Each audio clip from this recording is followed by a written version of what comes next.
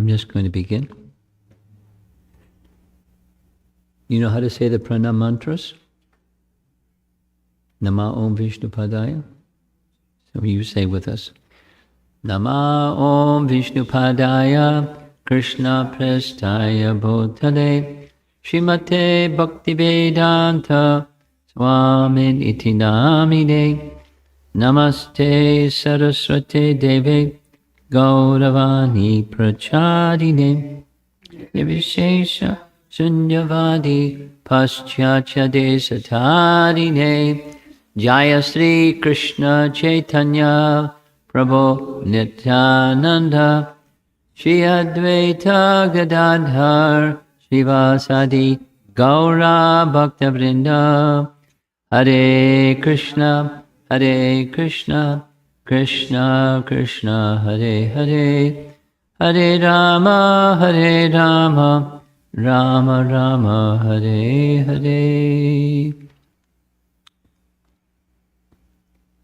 I'm heading into the home stretch of discussions on Srimad Bhagavatam in relation to Bhadra Purnima. We're heading towards Bhadra Purnima very soon. And this celebrated verse, Canto 12, Chapter 13, Verse 13, informs us if on the full moon day of the month of Bhadra, one places Srimad Bhagavatam on a golden throne and gives it as a gift, he will attain the supreme transcendental destination. Are you sure? Sounds too simple. 1, 2, 3. Supreme destination. Sounds too simple. So someone may raise a question. I've had this question raised. If it's true, then it's promising the highest destination, at least liberation in any one of the 5 types. We know there's 5 types of liberation. Anybody in the room knows the 5 types of liberation, starting with Sayuja? There's 4 more. Salokya, Samipya, Sharsti, Sarupya. So, is this exaggerated praise, which is, there's a nice Sanskrit term, arthavad. We discussed it a little bit, and now I plan to spend some nice time on arthavad.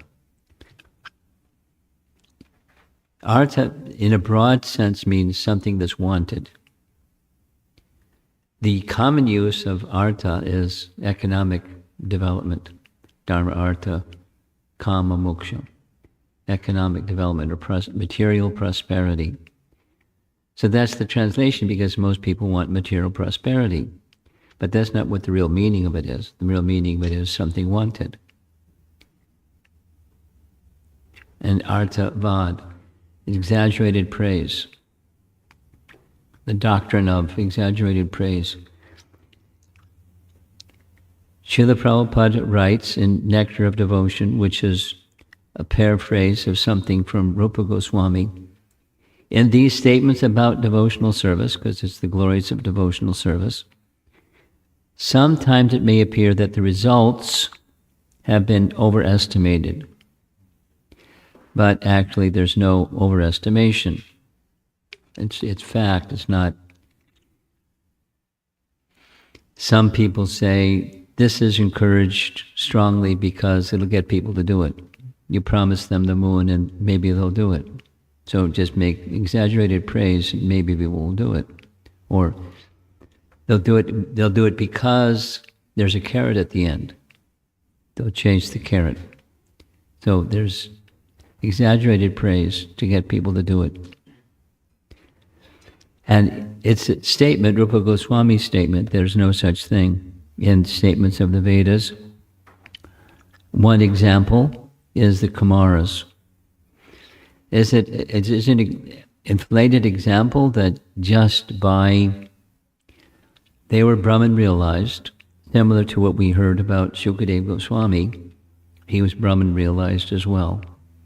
They were Brahman realized, and with that Brahman realization and all of their other assets, they were able to make their way to the gates of Vaikuntha, and they weren't permitted, but just by smelling the incense offered to the Lord, mentioned in Nectar Devotion, they became God realized. So it's not, the Bhagavatam is not exaggerating, that's what happened. Or a similar example given in Nectar Devotion is Bilvamangala Thakur. Bilvamangala Thakur had been elevated but became attached to a prostitute, and he was addicted to this familiarity with the prostitute. However, hearing about Krishna, he gave up the prostitute and started for Vrindavan. You know what she said. If you were only so attached to the personality of Godhead, you'd become a perfect devotee. You're so attached to me that you're a prostitute girlfriend. And having that reminder, he immediately left for Vrindavan. Some other things happened, but this is what's described by Rupa Goswami in Bhakti Rasamrita Sindhu, indicating there's not exaggeration in the value of devotional service, and even specifically in the value of hearing Srimad Bhagavatam, or the value of gifting Srimad Bhagavatam. Sanatana Goswami writes specifically in Brihat Bhagavatamrita, there's no arthavad in all of the bhakti-related literature. Here's his Sanskrit phrase, Naiva Sangachate Tasmat Arthavadat Vadatva Kalpana Shu. To presume, therefore, that these words of Bhakti Shastra are merely overstated praise is certainly unreasonable. Overstated praise, they're arthavad.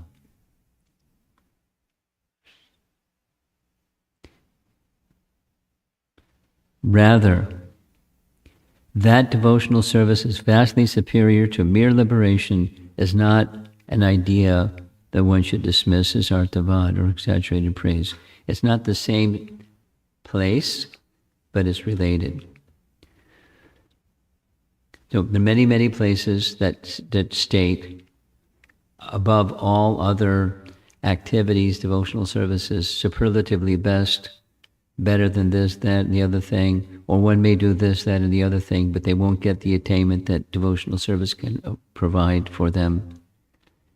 And conversely, we heard this yesterday, those activities that are, those who are engaged in chanting the holy name is to be understood, they've completed this and that and the other thing. That is, they're a subset. One who is chanting regularly without offense, they have already attained the benefits of this and that and the other auspicious activities. Vedic activities, either way, they can lead one to the position of full shelter, or one who takes full shelter, they'll get the benefit of those preliminary things. And it's not exaggerated praise. It's to indicate clearly the super exalted position of devotional service. And similarly with this verse in the Bhagavatam, it's promising the giver of the gift of Srimad Bhagavatam to attain the supreme transcendental destination. And that's not an exaggeration. Now, shall attain, what does that mean? We discussed a little bit yesterday. Such a fortunate giver has begun or has significantly nourished their devotional service, which is the path of liberation. The understanding is there's a path, and they've begun traversing the path. So there's the goal, the attain the supreme kingdom, the supreme destination. That's where on the right side. And on the left side is where we are. So to get to where you want to go, it's not just a mechanical act. The mechanical act is more than important. It's an essential step, but it's not in and of itself reaching the destination. So all these little diagrams, upper left and lower right, it's just to show where we are, where we want to be, or who I am and who I want to be. And there's this in-between space, liminal space, something in between where we are, where we want to be.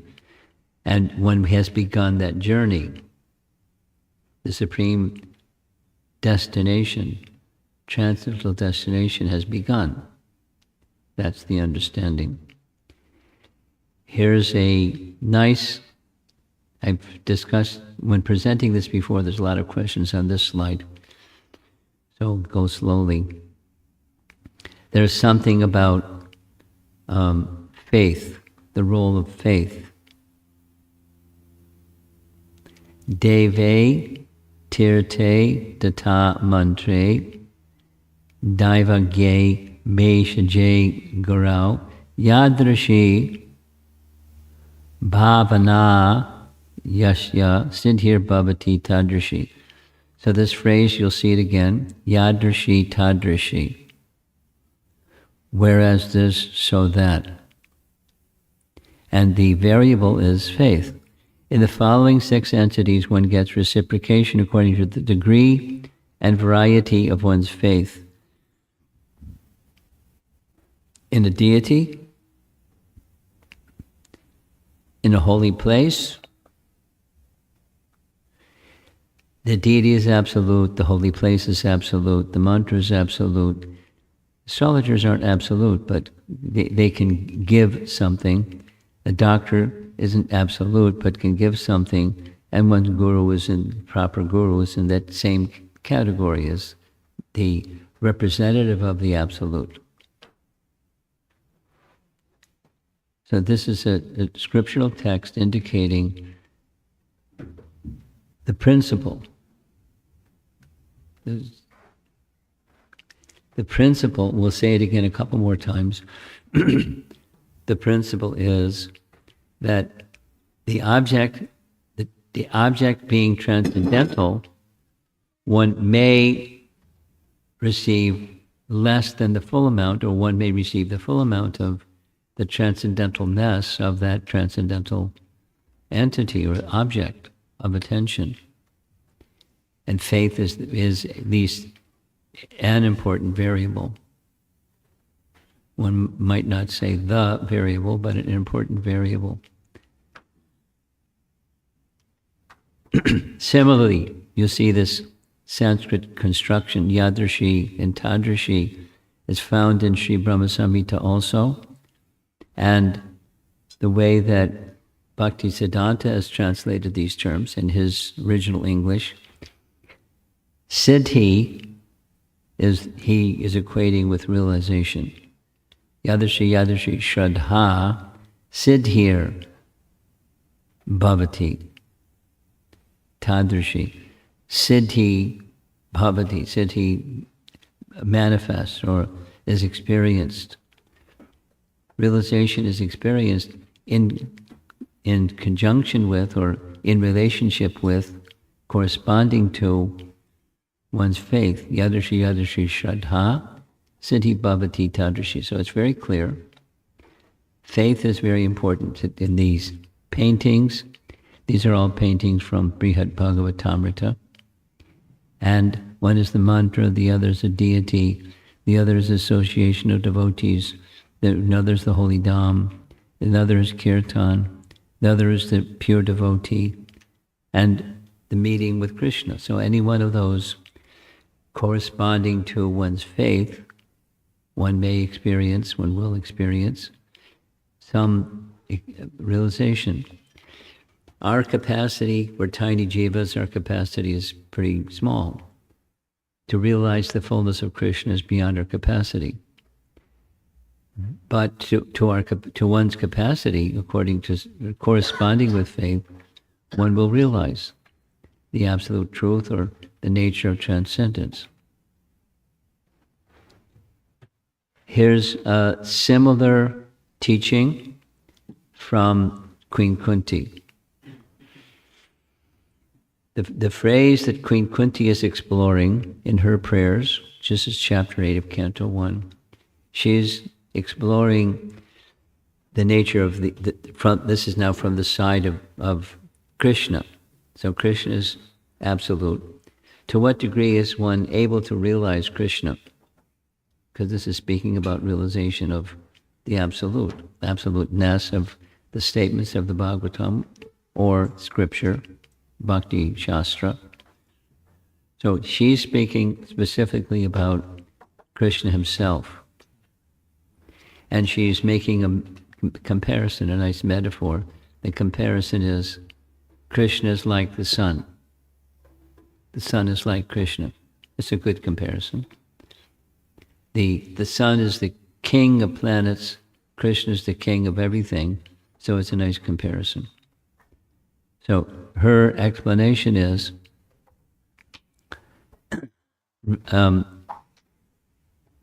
one's receptivity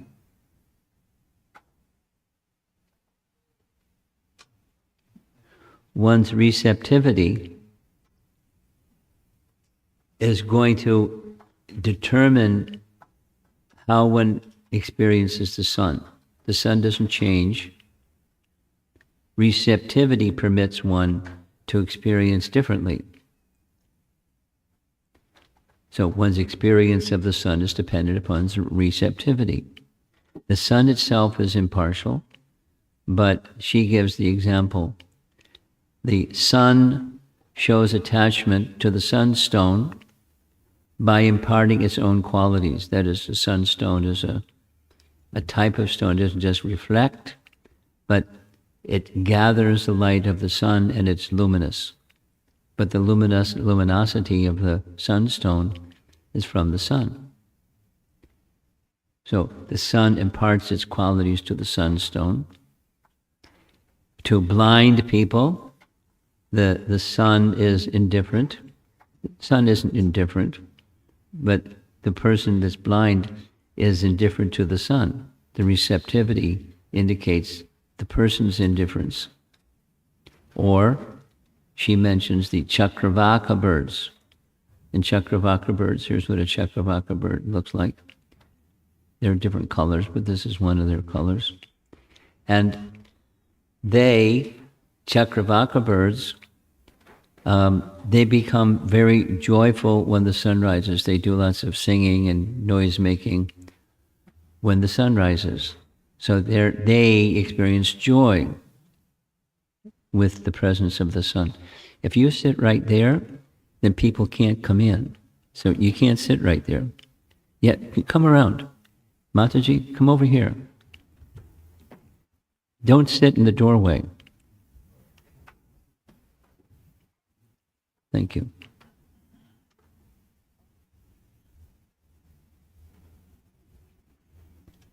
Traffic control.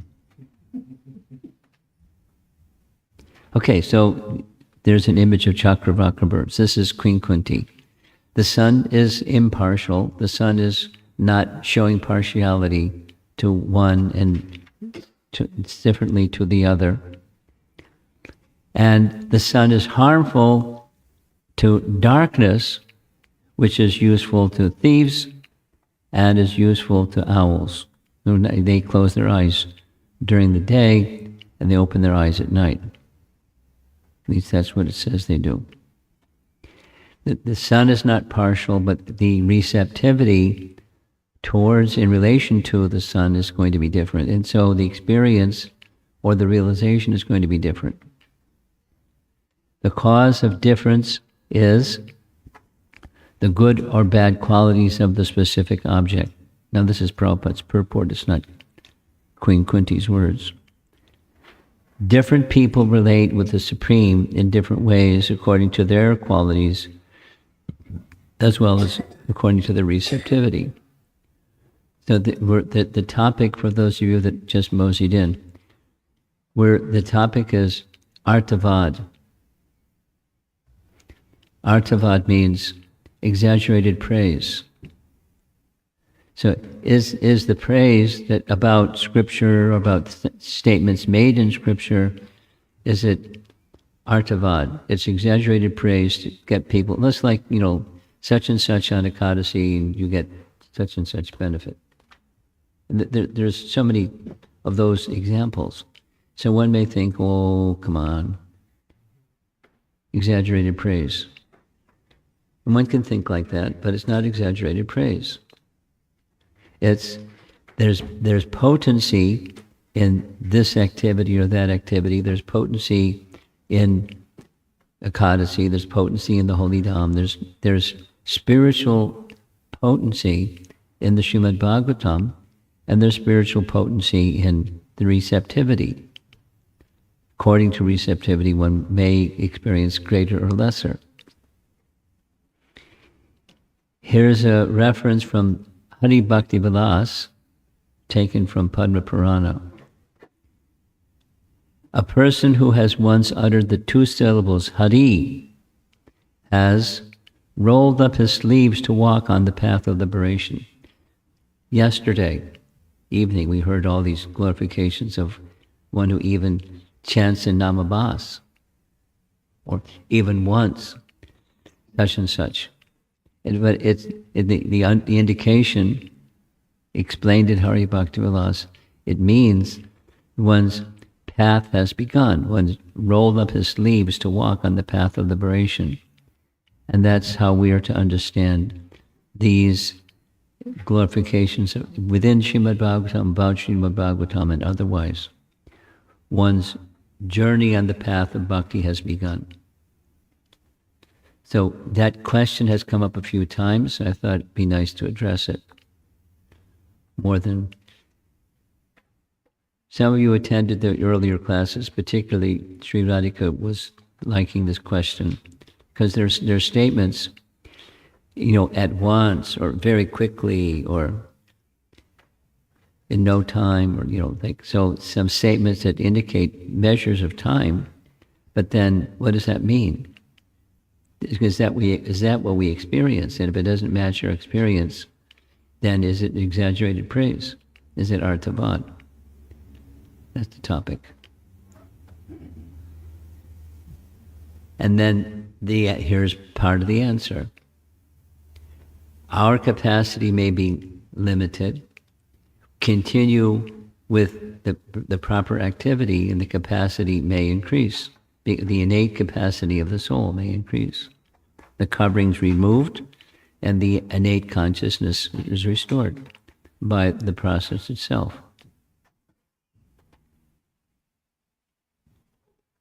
He's very determined, this young boy.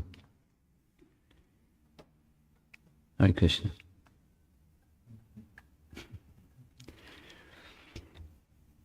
So here we go.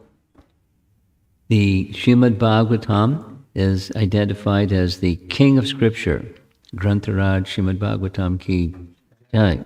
So we say that, and is it exaggerated praise? We've been hearing about it, so I'm just repeating some things that we've been hearing about. It's the mature, ripened fruit of the tree of Vedic knowledge. And that's how we're to understand these matters. And the encouragement for all of us to amongst ourselves and people that we may know, invite Srimad Bhagavatam into your home or into somebody's home that you know, or even people you don't know. They're sponsoring. They're very happy to distribute books for people who want to just be charitable and don't want to go find the recipient. Inspire those who you come across. Initiate your and others' journey into bhakti, because again, it's a beginning. All good things have a beginning. There's a process to be followed, but that's okay. And as our founder Acharya came, we've been using this phrase, you never know. Our founder Acharya, you know his prayer when he was in the Boston Harbor, looking out at the city of Boston, its big skyscrapers and everything. My dear Lord Krishna, why have you brought me here? Not that he didn't know it before getting here, but here is just a place of ignorance and passion. How are they going to understand the message of transcendence? Mission impossible.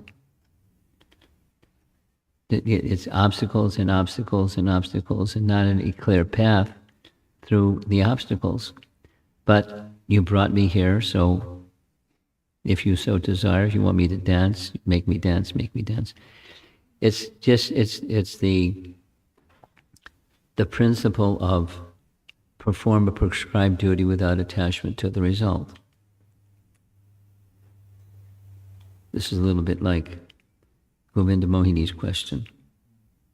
And feeling intimidated by the obstacles and the challenges of distributing Srimad Bhagavatam sets, or books in general, or preaching Krishna consciousness in general. It's not easy. On the other hand, it's easy because it's not we're that's doing it, it's we're the instrument and Krishna is doing it. We just have to get our false ego out of the way and be the instrument. And if Krishna so desires, as we've been saying, you never know. And that was Prabhupada's function. This is a nice painting, or part of a painting, of Prabhupada descending down the gangplank in New York City. And the books, my understanding is the books weren't in his little briefcase. The books were in the hull of the ship, and they were unloaded from the ship to a place where he could have access to the books. And here he is, mission impossible, coming to a place filled with ignorance and passion, and to give a transcendental message for people that don't know what it is, and they're immersed in ignorance and passion. I mean, it's not like pointing fingers, it's just a statement of reality. And the time that Srila Prabhupada came was a turbulent time in the world, in America and in the world. Some of you know this little story. The date that Srila Prabhupada arrived in America, you know the story? Did I send that message out? Here's the message, in case you didn't get it. Prabhupada arrived, his feet landed in New York City, September 17th, 1965. And one devotee in Russia wrote a little story that his father, during the period of the Cold War, was very much involved in the Russian military. And his father, by this time, was very, very old, and he had, no longer working with the Russian military. And his son became introduced to Bhagavad Gita, and to help his father understand the message of Bhagavad Gita, he gave him a copy of Lilamrita in Russian. You know the story? Okay, it's a nice story. And when his father, he's very, very old, he read Lilamrita, he called his son and told him a story. On September 17th, 1965, the Cold War had escalated to the point where the military of the Soviet Union had a 99% plan to press the red buttons, plural, each one of them sending a ballistic missile designated to land in a certain city or place in America. They were going to start World War III. And his father was at the control panel, at least, one of the persons, waiting for the call, the indication to press the red buttons. And all of a sudden, because, in Russia it's later in the day than it is in America, Prabhupada arrived in America in the morning of September 17th, and that was the day that they canceled the attack plan. It terminated the plan. And when his father read, he knew the date very well, what had happened over there in the Soviet Union. And when he read that in Lilamrita, he was shocked. So he called his son, "I've just read this in your book. Do you know, here's what happened." And his father understood the auspiciousness of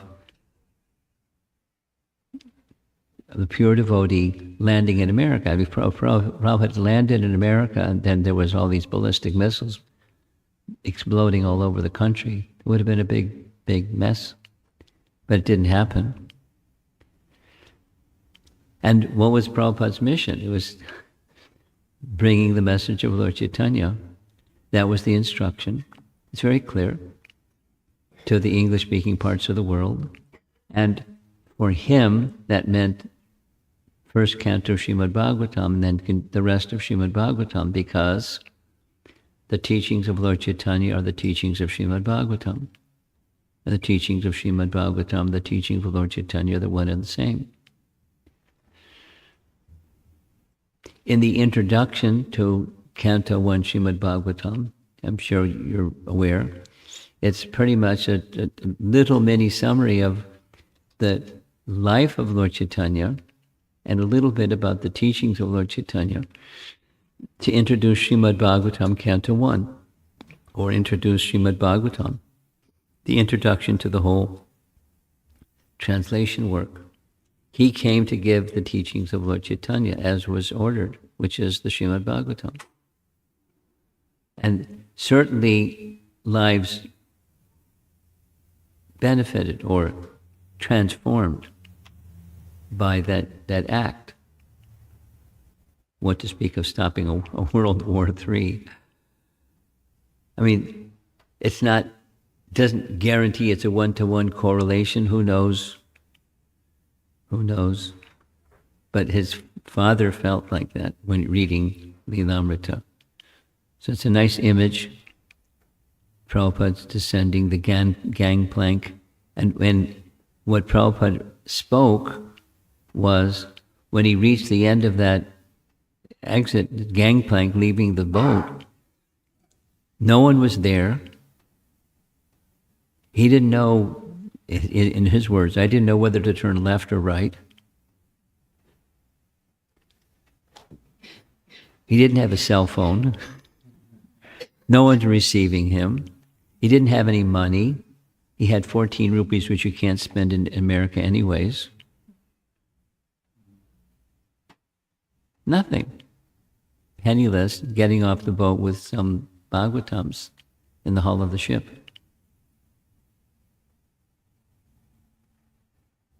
To deliver the message of Lord Chaitanya. And boy, did he do that. And a very important medium for him doing that was, of course, Srimad Bhagavatam. Now, if there's not a lot of questions, and what I have next is, in 2 slides, the Chaturshloki verses of Canto 2, Chapter 9. One can say the essence of the entire Srimad Bhagavatam. So that's the topic was, is this glorification of Bhadra Purnima, is it an exaggerated praise? Is it really real? And if it's really real, does it match what our experience is? Does it match reality? What about all the people that have in the past, and in this lifetime or previous lifetimes, made a gift of Srimad Bhagavatam? Are they in the spiritual world? Or did they just parachute out and come in for a landing in Goloka. So we have at least some understandings of what that means. There's potency within the statements. It's not exaggerated praise. And the process has begun. Their spiritual life in a significant, dramatic way, auspicious act in an auspicious day, or at least in honor of an auspicious day, just like those little girl's birthday party, half a month before birthday. It's okay.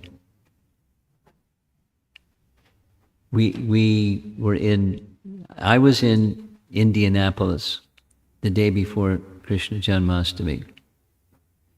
The day before Krishna Janmashtami, I was told by Premananda there was something like 10,000 people that came here to the temple. That's an estimate. The day before Janmashtami.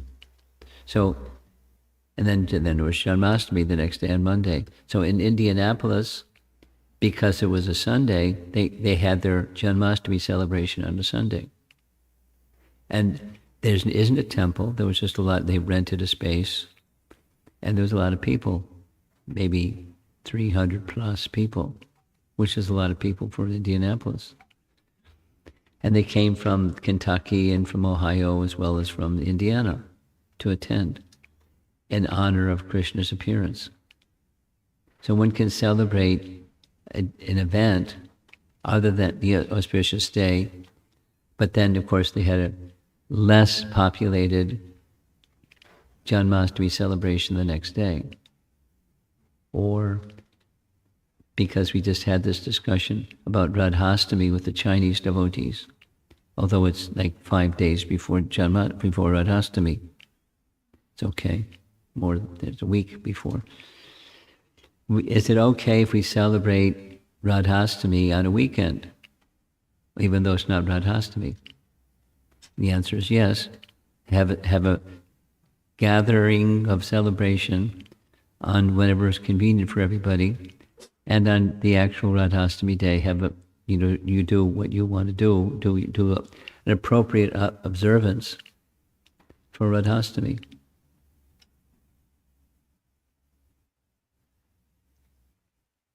So depending upon, all of you and the schedule and so forth, most likely the temple is going to observe Radhastami on Radhastami day. And I'm going to be in transit somewhere on Radhastami. That's okay. I'll observe Radhastami, observe fasting and prayers and the Ashtaka offerings of prayers by Rupa Goswami to Radharani, Radhastaka, and et cetera, et cetera. There's special potency in those special days. There's special potencies in the Dhams. There's special potency in the name, Nija Sarva Shaktis, we heard yesterday. There's special potency in Srimad Bhagavatam. There's special potency in Bhadra Purnima. There's special potency in making that gift. One can give the gift on another day. There's potency, but it's very special, at least in honor of Janmashtami. We held Janmashtami on day before Janmashtami, etc., in honor of. So it's not the whole topic. This presentation it's not exaggerated praise. It's meaningful. It's real. There's no such thing as exaggerated praise in bhakti scriptures. One has to understand it properly. That's all. So there's our topic. Less long-winded than usual. Let's see if there's some discussion.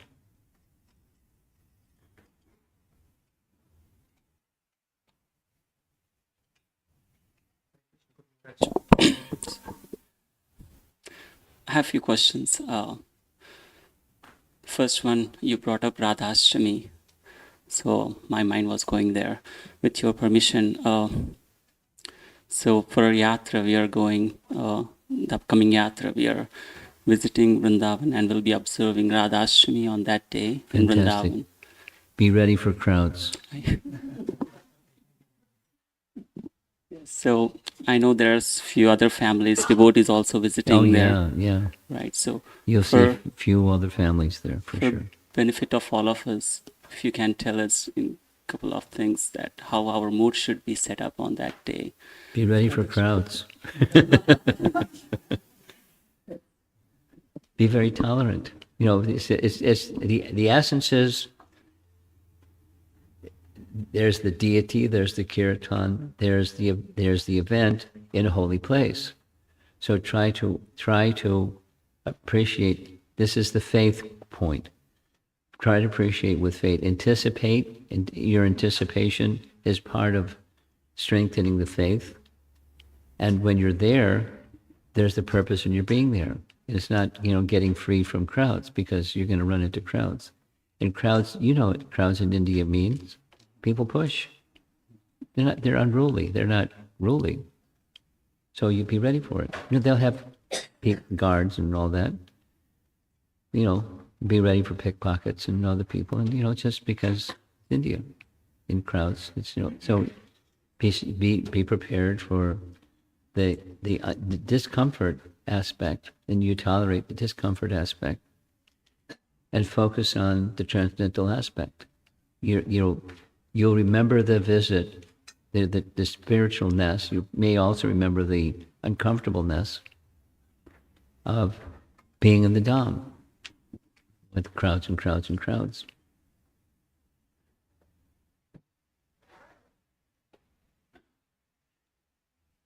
And be in a prayerful mood. You're going as a pilgrim, not as a tourist. No, different people go to holy places on special occasions for different purposes. They want some punya so they can have, prosperity.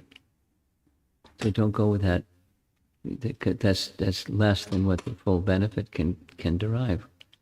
You'll be very fortunate to be there. The deity, the kirtan, the holy dham, and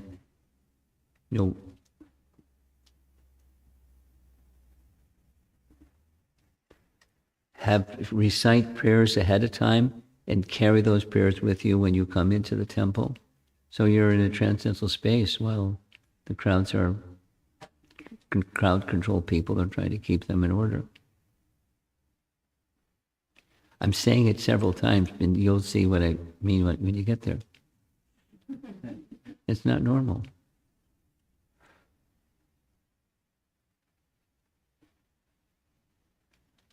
Devotional mode as a pilgrim for purification, and prayers to Srimati Radharani to bestow pure devotion, loving attraction for her.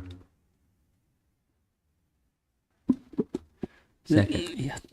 I really want to be careful while asking this question, but this is I heard from His Grace Hariparshad Prabhu in his lectures, Upadesha Amrita series. Yeah. And at one point he spoke to answering a question about the exaggeration topic.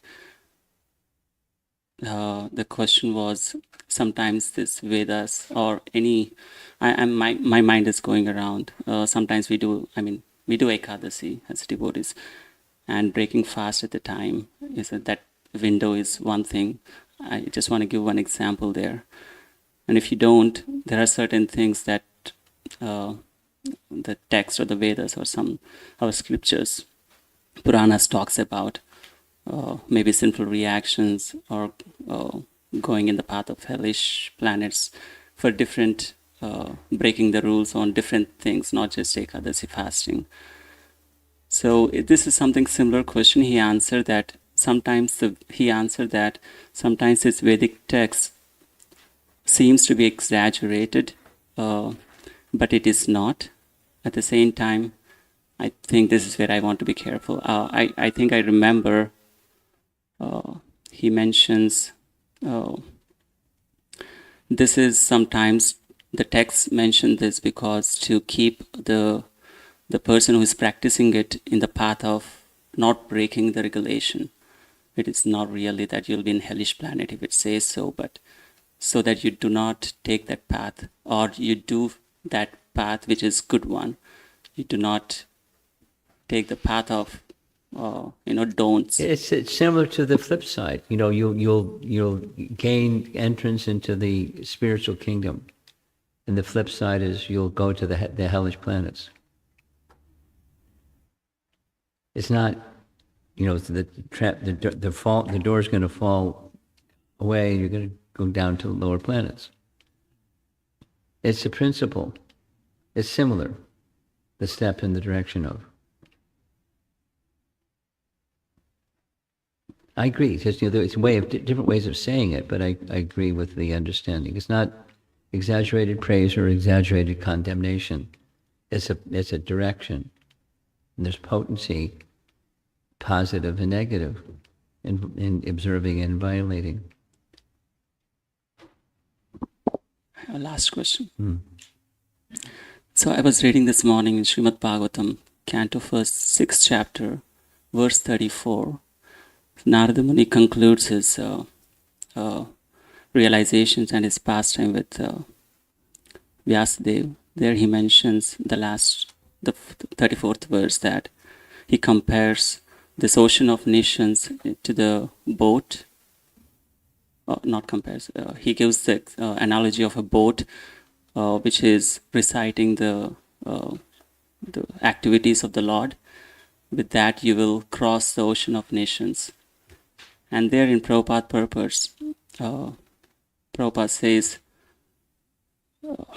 he nicely gives a definition of satisfaction, quoting Maya. So what is Maya? Maya is accepting which is, you think this is satisfaction, but it is not. Something in similar lines. That which cannot give satisfaction is accepted as an object for satisfaction.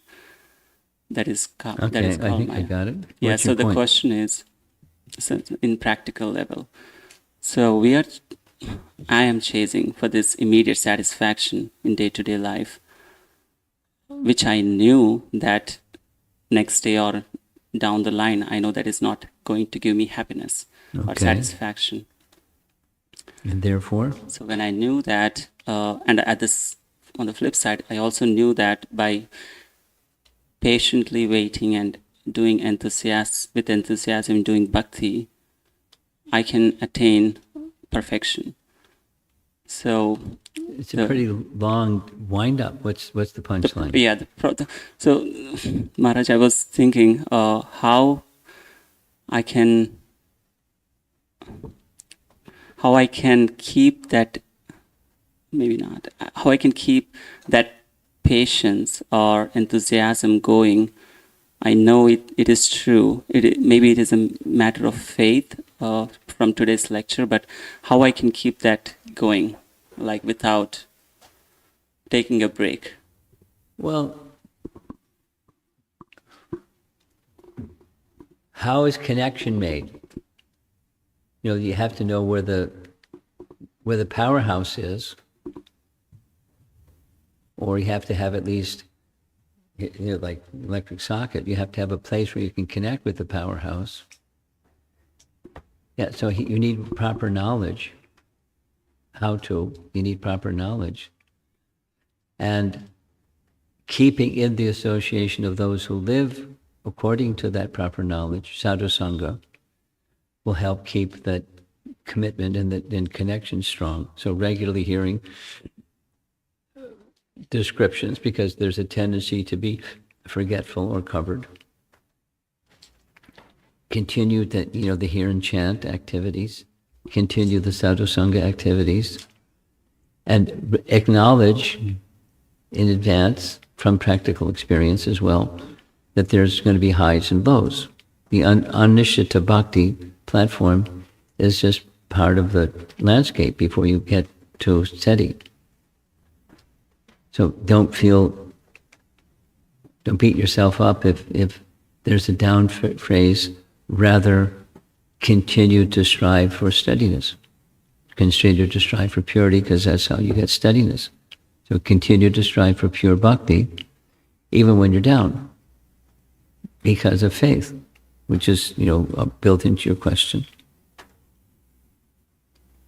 Unpack what I'm saying is just that the first three stages of bhakti. Adarshatha, tatak, sadhu, sangha, bhajana, kriya. Then anartha nivritti. That's what you do. You follow the path of bhakti that has those stages. And, depending upon time, place, circumstance, how one has progressed in this life and previous lives, they're going to be more steady, less steady. Be ready for unsteadiness, because it's part of the landscape. But then so how to stay with it is the first three. To get to Nishtha, you have to pass through the other prior stages. Know what they are and commit to them again and again. And when you find that you're feeling down or a little less committed than you were at some prior time, pull back, pause, mode of goodness, reflect, what happened? And why am I submitting to this petty weakness instead of being, so I need a source of strength. So you do that which is the source of strength, the same ways. And just practice, abhyasa, with faith.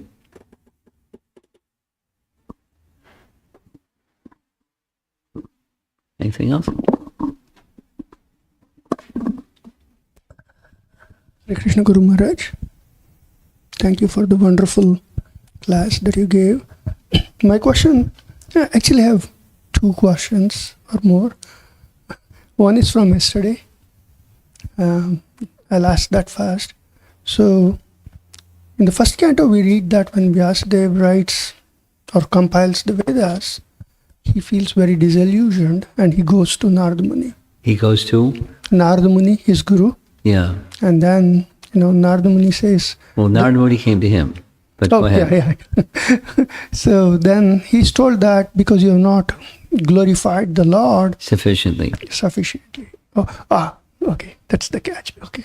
So my question was, yesterday you were talking about Padma Purana, which is part of the Vedas. I'm listening.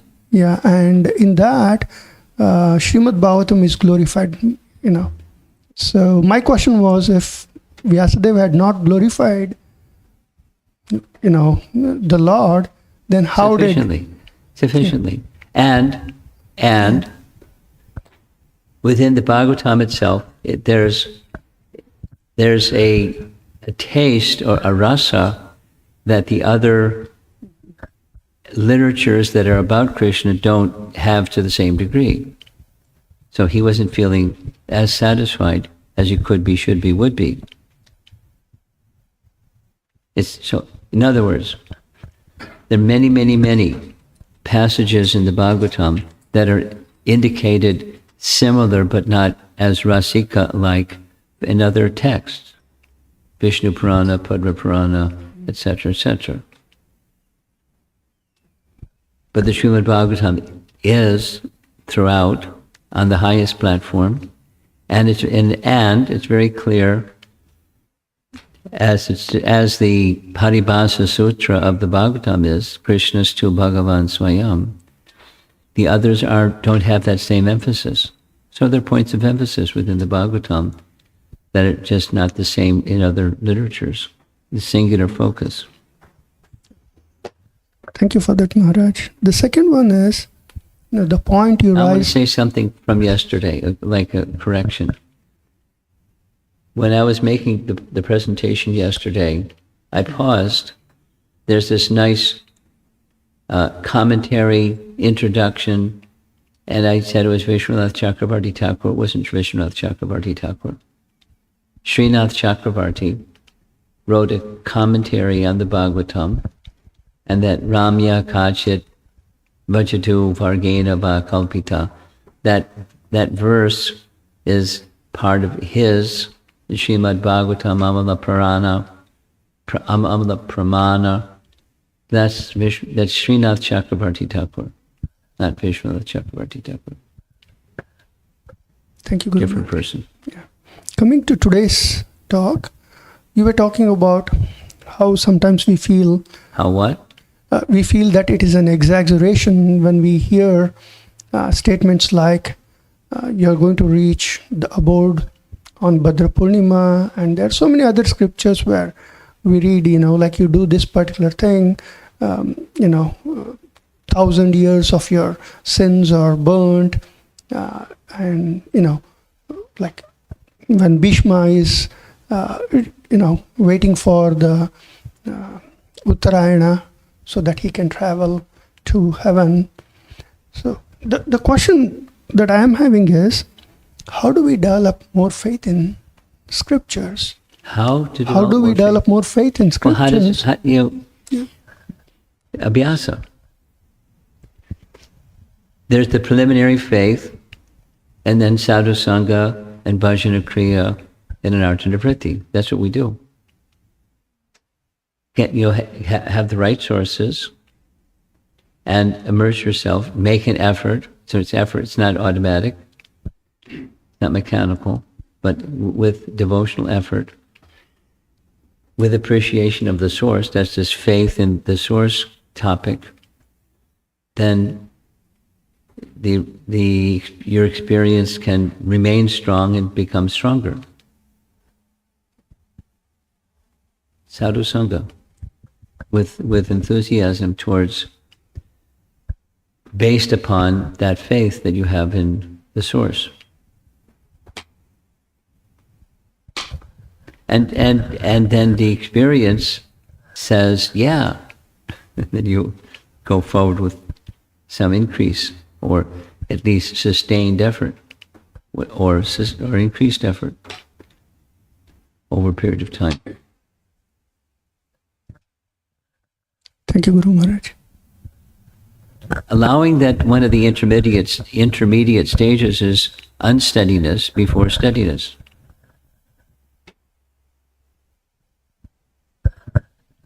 I just want to say, Radha Kunj Bihari Prabhu has been helping a lot with the Bhagavatam distribution. He also used to have reading groups. He also started a reading group and so on. I think somehow last year he was a little bit discouraged. I think something happened, but he was always have been very helpful with distributing Bhagavatams and so on. Just want to say that. He has something. Hare Krishna Maharaj. I go. Bit of a simple question. I'm ready. I was wondering, is it better to find your niche within ISKCON, or, as Prabhupada said, be a jack of all trades? Oh, or then there's another option. Go into your comfort zone, discomfort zone. Move out of your comfort zone. Is that a third option? So all of the above. Find your place, and that's not exactly jack of all trades, master of none, but you're called upon to do some service and your sleeves are rolled up already. Wait a minute, Prabhu, that's not my service. That's some persons, or so it's more about time management than it is about propensities. It's natural if somebody has the propensity for this, that, or the other thing, they'll be engaged because they like, and they're good at because they like. Here's a nice example. A nice example is Prabhupada wanted art to illustrate his books. So he engaged artists. Now some persons had some art inclination, some even had some art training, and some had none. And so he engaged them anyways, and he guided them what the painting should look like. And maybe you've seen some of those early paintings, they're really rudimentary. Really rudimentary. Like, I remember one, like Narada Muni was built like a muscle man. And Prabhupada looked at the painting of Narada Muni and he laughed. He said he doesn't eat meat, he's very slender. And he just corrected the looks, not the technique of their art, but just practice and practice. Then some of the artists thought, look, we're doing all this important work for you, should we take some art lessons? It's related to you find your niche. And Prabhupada's answer was, no, that's not necessary. Lord Brahma has designed this body in such a way that you practice at something and you can become very skilled at that something just by practice. Of course, in service to Krishna. But even not in service to Krishna, you practice and at least potentially you can become better at something just by practicing that something. Especially if it's done for Krishna. And if Krishna smiles, then you becomes even better than otherwise. And what will make Krishna smile is the mood of service, not how nicely you paint or how, anything. Your niche. You're really good at your niche. Now, some people have a gift. I'm thinking Janavi Harrison. From when she was a little girl, she was a very gifted singer. I've heard her speak. Jamuna took her under her wing and trained her because she said, Janavi says, she saw what my future was going to be because I had this liking for music and for singing, and she trained me how to not get lost in the fanfare and the accolades and the this and the that. And Jamuna was gifted at many things. One of the things she's gifted at is storytelling. I've had personal experience in music, in cooking, and just surrendering to anything that Prabhupada wanted. But, she's a special person, so her niche was being a special person, not to jack of all trades. But the flip side, if there's something that there is a gift, then you exercise that gift. You give back to Krishna that gift, whatever that is. And some person's this, and some person's that. Be ready for service. That's the get out of your comfort zone topic, option. And it's not always that if something's out of my comfort zone, so I should do it because it's out of my comfort zone. Okay? Yes? Hare Krishna Guru Maharaj. My question is about while distributing Srimad Bhagavatam, many people likes it, but when they see the number of books, they get kind of little concerned, intimidated. So they want really at least 1 or 2 books. Okay. But we are generally, we cannot split that. The Bhagavatam sets, and especially first canto is available. I think BBT prints it separately, but not the other ones. So is it recommended or suggested to have a goal of distributing, especially the first canto? Apart from there's many different options. Many different options. This question was asked a couple times recently, this month. And, start with the first canto. Let's go through it. And I'll support you. You can join my reading group or something. And let share your realizations. And once you've gone through the first canto, you're ready for the next canto. So let them go, rather than have a big feast and it looks like it's too much, just eat something and find out it's good. Because the promise is it's good. So just see how good it is. And Prabhupada came for the first canto. And then he did the rest. So, if people are intimidated, you can start with first canto, but, with the encouragement that you'll see how nice this is, if you read it, especially read it in the association of devotees, so you can discuss it, and questions that arise, if you read carefully, questions are going to arise, and you get clarity on things that would needed clarity, then you're ready for the next. So it depends on the person. But the answer to your question is yes, but it depends on the person. I'm asking from the goal perspective, Maharaj, from the book distribution team. Here's another thing you can say. When you started your education, how many years were you in school, and then college and in grad school? When you started, did you think, oh my God, all those books I'm going to have to read and all those hours of study, and like, I think I'm not going to study?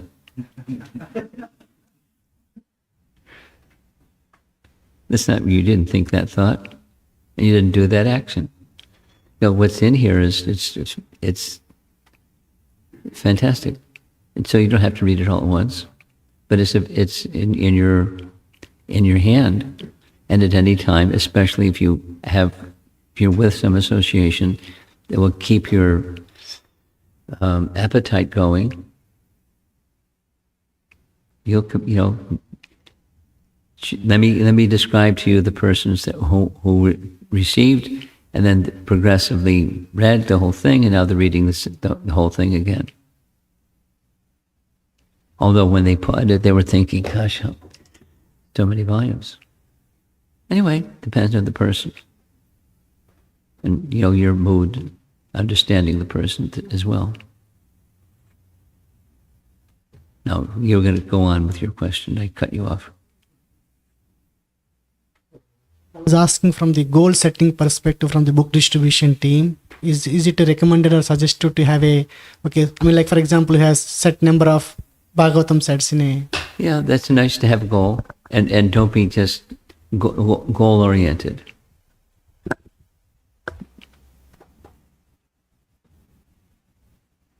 When people start chanting, it's not like 16 or nothing.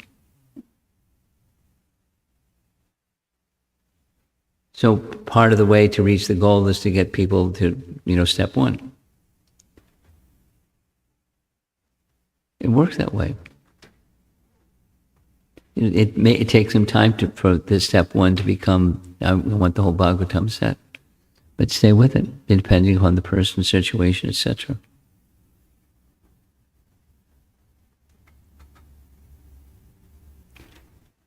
Anything on this side? She's poking you. You have something.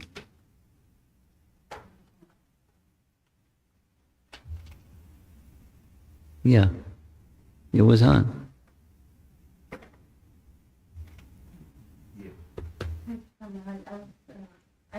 There's other sections in Srimad Bhagavatam where it appears like an exaggeration, like Chitraketu had 10 million wives, or when Radha Muni's daughters, immediately as they appear, they are married. So, how do you explain that to others? Like, if they get stuck with that? It depends on the person, depends on the context. It depends. How do you? When you're looking at a piece of a puzzle, how does the piece fit into the puzzle? So you may take a while to get the picture of the whole puzzle and how this piece fits with that piece, fits with the other piece. So be patient and carry on with, at least in principle, that Vyasadeva is not a fiction writer. He's not writing Harry, writing Ichabod Crane. He's writing Srimad Bhagavatam. It's not Mark Twain. It's not fiction. So why is he writing this if I can't understand it? He's not writing because you're supposed to understand it necessarily. He's just giving. So if I have difficulty understanding, be patient, and maybe my understanding of reality in time and space will, through through purification and elevation of consciousness, I'll start to see how this puzzle piece fits with that one. So be patient. Just in principle. Again, it's the faith topic. It's not fiction. It's reality distinguished from illusion. I don't see it. I'm sorry, it's beyond my experience. Okay. Doesn't mean that it can't be, because it's beyond your experience. It's that you just, my language is you put it in a parking lot. Make a little list of things that are difficult for you to understand, and you come back from time to time and revisit it. It's like this topic of the destination of a Buddhist.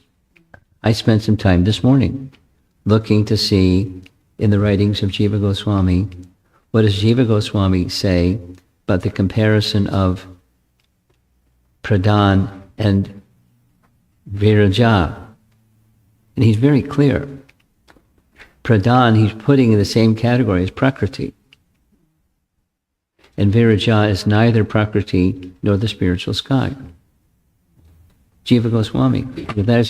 He doesn't say that's where the Buddhists go, but it's neither here nor there. Nirvana means cessation of material existence. Material existence is the jiva being in Prakriti. So you can't go to Pradhan because it's still part of Prakriti. It's a state of Prakriti. So it's just the logic. It's not evidence. It's just Jiva Goswami saying this is this and that's that. And then there's the spiritual realm. That's beyond Viraja. It's on the other side of the river Viraja. That's his language. I'll send you the reference. So, that's the parking lot topic. How do I understand something that I don't understand today?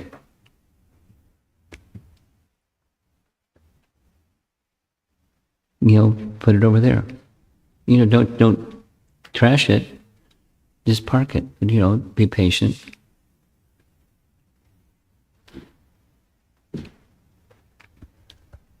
Something else? Yes. Hare Krishna, here's the microphone. So just now you said if you don't understand, just park it. That's my language. That's my language. Yeah. When I park it, what do I say to myself? Like, my consciousness is very covered, and my capacity to understand from a place of covered consciousness, that which is the realization of someone who's a Purusheya Shabda, I don't have the capacity. Yeah. So that's what I say to myself. I'm not doubting the source. I'm not doubting the information, the sound vibration itself. I just don't have the capacity. But the nature of the Bhagavatam itself is that which is beyond our capacity being revealed. So no surprise. I want to make sure I have the right teacher, and then the right teachings. And then gradually I can understand from the teacher the teachings. And if I don't understand right away, that's okay. Let my capacity, let my consciousness become gradually lifted.